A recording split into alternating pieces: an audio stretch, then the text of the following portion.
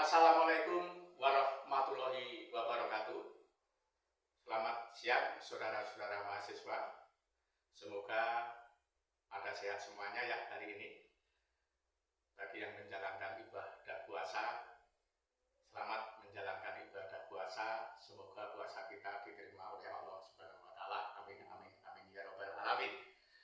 Saudara-saudara mahasiswa, pada hari ini kita bertemu lagi pada mata kuliah kepewaraan ya, pada hari ini karena ada surat edaran dari rektor atau Bapak Wakil Rektor bahwa mulai dari tanggal 24 Maret sampai dengan tanggal 27 Maret 2025 perkuliahan dilaksanakan dengan sistem daring atau online. Oleh karena itu kita melaksanakan perintah dari rektor perkuliahan sistem daring di dalam mata kuliah kepewaraan. Saudara-saudara mahasiswa, di dalam menyampaikan RPS, rencana pembelajaran semester kepewaraan, Pak Asih sudah menyampaikan bahwa kepewaraan di dalam FKIP BPS ini oleh Ibu Kaprodi disarankan. Ya, jadi sesuai dengan petunjuk dari Ibu Dekan, Ibu Kaprodi PBSI Bahasa Sastra Indonesia, Ibu Dr. Dina Nurmalisa MPD telah memberikan petunjuk kepada Pak Wasis bahwa mata kuliah kepewaraan untuk dikonsentrasikan pada Waranotocoro atau upacara adat Jawa. Jadi ada konsentrasinya yaitu upacara adat Jawa. Saudara-saudara, di dalam RPS kemarin Pak Asih sudah menyampaikan bahwa pertama kemarin kita kontrak kuliah sudah, dan yang kedua adalah proses tunangan, lamaran sudah kita laksanakan, dilanjutkan acara siraman dan dodol dawet sudah Pak Asih sampaikan. Tibalah saatnya sekarang adalah upacara adat Malam Midodareni, saudara-saudara. Malam Midodareni, saudara-saudara, ini merupakan salah satu prosesi adat pranikah, upacara adat pernikahan, prapernikahan. Jadi prapernikahan itu biasanya prosesinya ya tadi ada tunangan, ada lamaran, terus ada siraman, prosesi siraman, dilanjutkan dodol dawet. Nah, ini setelah prosesi siraman dodol dawet, malamnya dilanjutkan prosesi acara Midodareni atau malam Midodareni. Kata Midodareni, saudara-saudara, berasal dari bahasa Jawa yaitu widodari, bidadari. Midodareni itu berasal dari bahasa Jawa yaitu Midodareni, widodari. Malam Midodareni adalah rangkaian adat pernikahan Jawa yang dilaksanakan malam sehari sebelum pernikahan, di mana keluarga calon mempelai pria memberikan seserahan kepada calon mempelai wanita.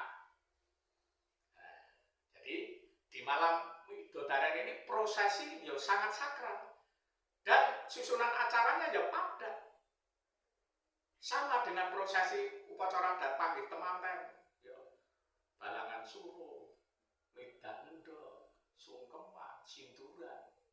Sama malam Midodareni prosesinya sama juga ada. Artinya sama, ada prosesinya. Yang kemarin masih jelaskan mengenai tunangan dan lamaran, itu ada prosesinya, acaranya. dilanjutkan siraman dodol daun, ada prosesinya. Begitupun malam Midodari. Malam Midodari ini yang sekarang Pak saya sampaikan. Ini juga ada prosesinya, saudara-saudara. Karena kita adalah kepewaraan, titik berat kita adalah MC. Kepewaraan kan MC. Kalau bahasa Jawa, karena konsentrasinya adalah upacara adat Jawa, namanya Pranotocoro atau Pambiworo, saudara-saudara. Namun, saudara-saudara, sedikit Pak Sis akan bercerita mengenai malam Midodari ini.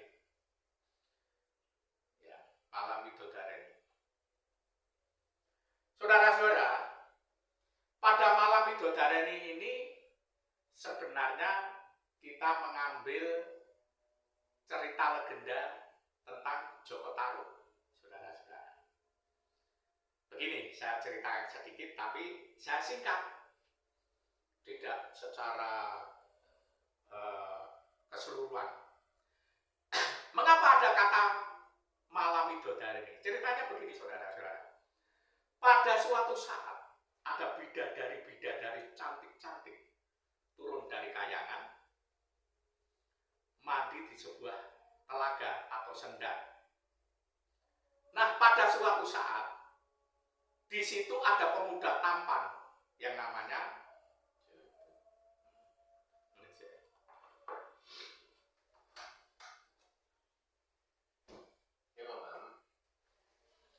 di Gerekendak.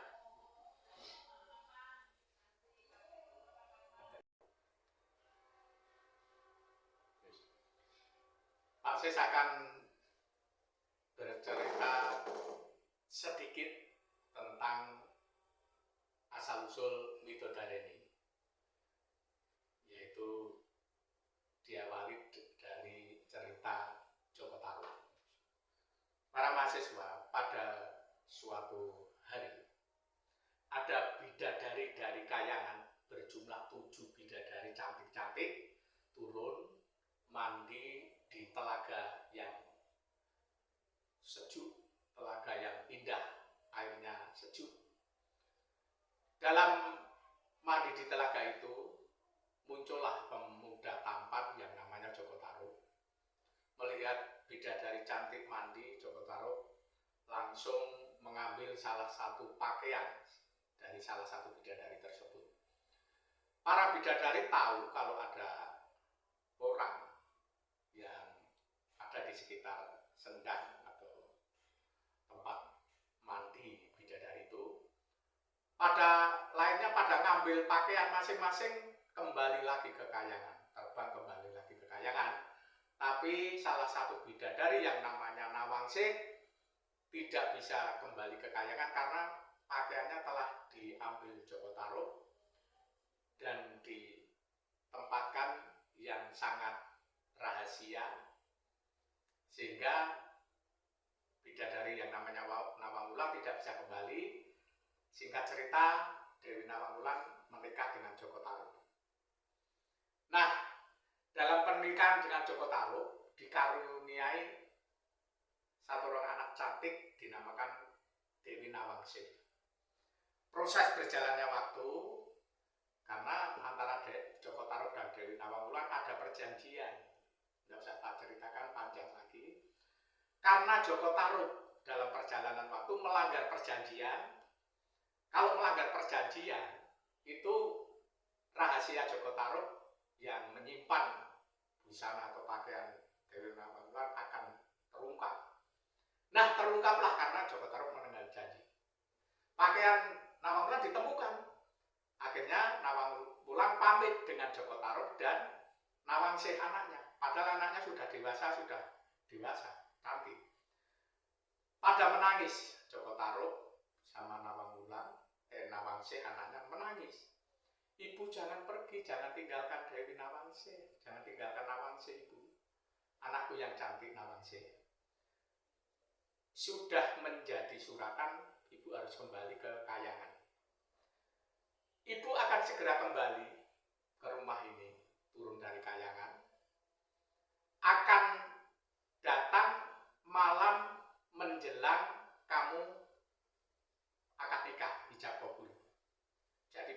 ibunya kamu akan nikah, ibu malamnya datang akan merias kamu biar tambah cantik. Oh gitu ibu. Nah, akhirnya Joko Tarub juga ikhlas melepas, anaknya Dewi Nawangsih juga ikhlas melepas kepergian ibunya Nawang Wulan, berpisahlah. Ya. Nah, pada suatu saat sudah dewasa, tibalah Dewi Nawangsih dilamar, menikah. Nah, pada esok harinya ijab, malamnya ini Dewi Nawangsih sudah menunggu, bahkan akan ada datang bidadari dari Kayangan untuk merias, tidak lain tidak bukan adalah ibunya Dewi Nawangsih. Nah, dengan menunggu di kamar Dewi Nawangsih atau Nawangsih, menunggu ibunya datang, maka itu dinamakan malam Midodareni, malam menunggu bidadari datang untuk merias calon pengantin, yaitu Nawangsih.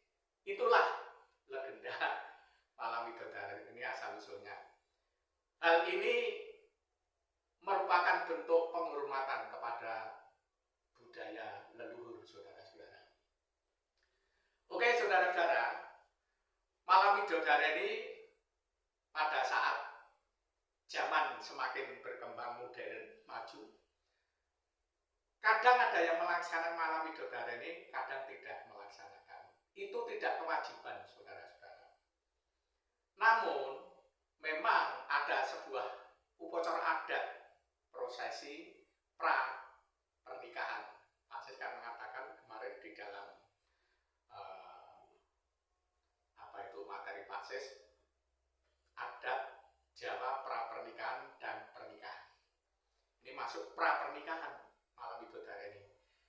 Ini khususnya Solo, Semarang, Boyolali, Klaten itu masih melaksanakan malam Midodareni.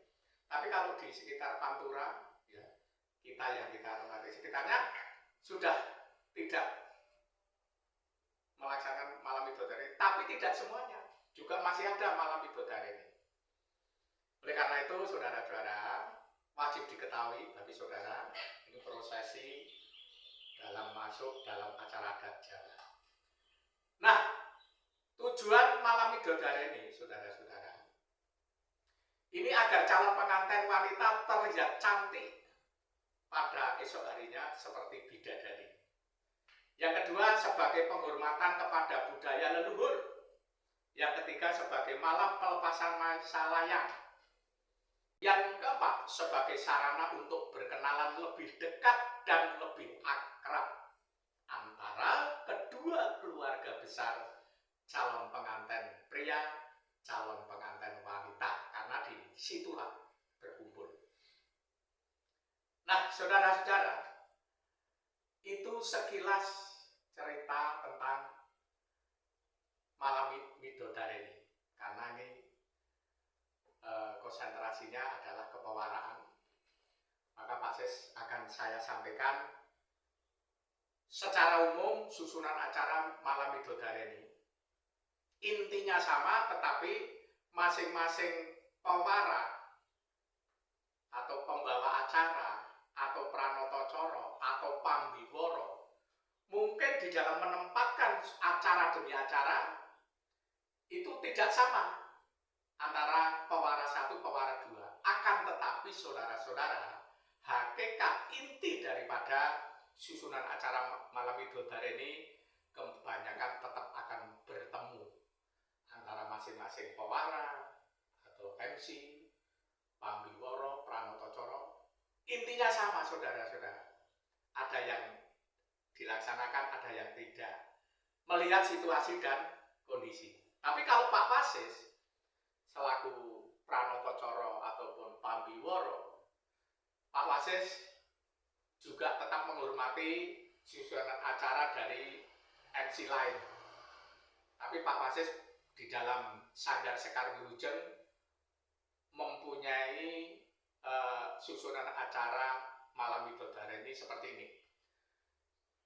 Selaku pambiworo atau selaku pranotocoro atau selaku MC, kalau diminta untuk membantu menjadi Pranoto Coro atau Pambiwaro atau MC, itu harus bisa membuat susunan acara dengan koordinasi dengan sohibul hajatnya dan rias pengantin atau yang ngejob, yang pertama kali memberikan tugas. Siapa yang memberikan tugas? Harus koordinasi. Kalau rias manten, koordinasi dengan rias manten, dan juga yang penting koordinasi dengan sohibul hajatnya, Bapak Ibu calon manten dan calon mantennya. Tetapi secara umum, saudara-saudara, susunan acara daripada Malam Widodara ini di Sanggar Sekar Wilujeng yang dipimpin Pak Wasis, itu mempunyai susunan acara pakem.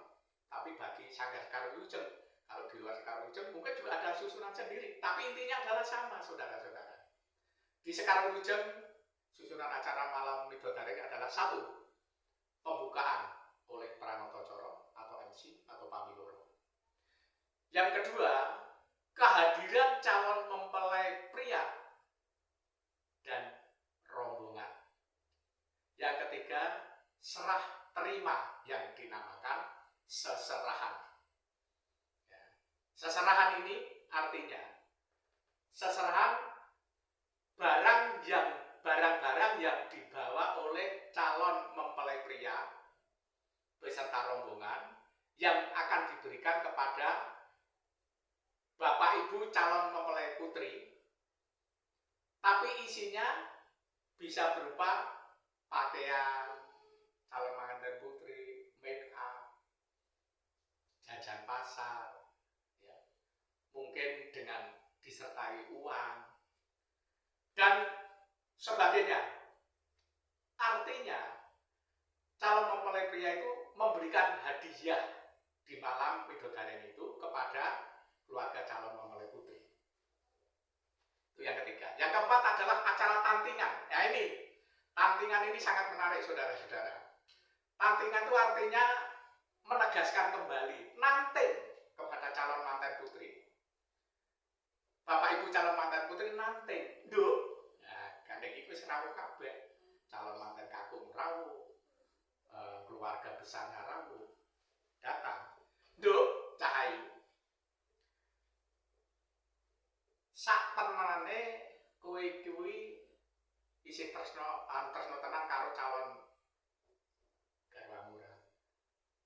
Tantingan itu nanti kepada manten mempelai putri, apakah anakku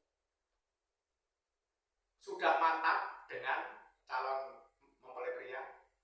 Dijawab, sudah Bu, Pak, Bu, sudah, saya sudah mantap hati menikah dengan Mas Joko misalkan.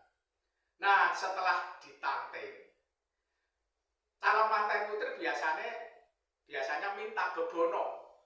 Bebono itu permintaan. Bapak, tapi saya ada permintaan.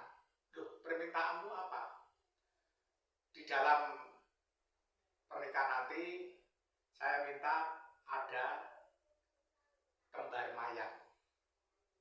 Jadi bilang sama orang tuanya minta kembar mayang. Akhirnya orang tuanya nggak tahu kembar mayang seperti apa. Akhirnya orang tua memanggil tokoh masyarakat desa yang biasa digunakan nama tokoh itu adalah Kyai Saroyo Jati. Ya wis tak tulung Kyai Saroyo Jati. Tak takon kembar mayang kaya ngopo. Dengan ada permintaan kembar mayang, akhirnya bapak calon mempelai putri dan ibunya memanggil tokoh masyarakat yang biasa dipakai gunakan adalah Kyai Saroyo Jati.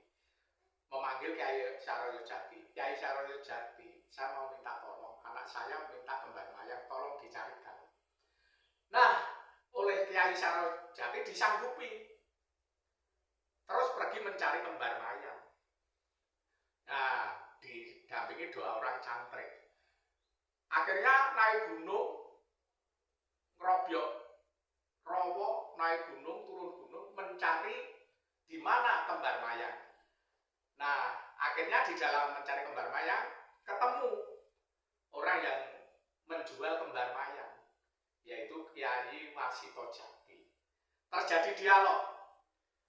Kiai Saroyo Jati bilang sama Kiai Wasinto Jati, Kiai, apa ini yang dinamakan kembar mayang? Ya betul. Saya disuruh oleh Bapak Wasisno dan Ibu untuk mencari kembar mayang sebagai syarat pernikahan anaknya.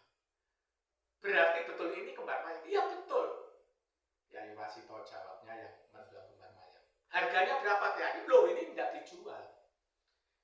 Ini tidak dijual, tapi nanti bisa dikembalikan. Tidak dijual, tapi dengan syarat kemantapan hati, calon manten wanita harus berbakti kepada calon suami. Nah, cukup dibeli pakai apa yang namanya kinang dan suruh ayu. Syaratnya kinang dan suruh ayu itu di dalam penampan pembelian itu. Nah, besok kalau sudah selesai saya kembalikan ke sini, jauh sekali. Tidak usah dikembalikan ke sini. Kembalikan ke margi catur, margi jalan catur papat. Buang di perempatan jalan margi catur. Oh gitu Kiai. Kalau gitu sudah saya pulang saya serahkan pada Soebul Hajat. Nah, akhirnya itulah maka biasanya ada acara nebus kembar mayang.